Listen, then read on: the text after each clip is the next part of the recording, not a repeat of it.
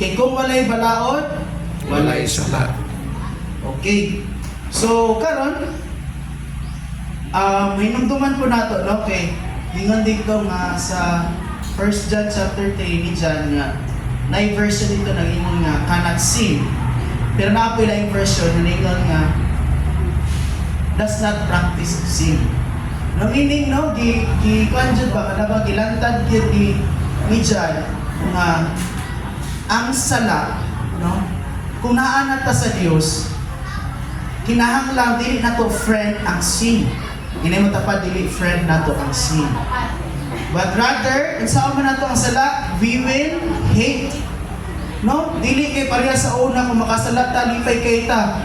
No, kung makapanglibak lipay kay ka. Muro positive energy nimo mga negatibo ba? No? Grabe kayo, no?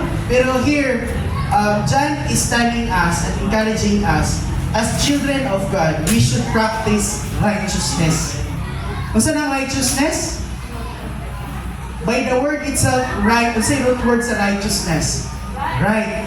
Since, no, kinahanglan din na ito i-practice unsay maayo.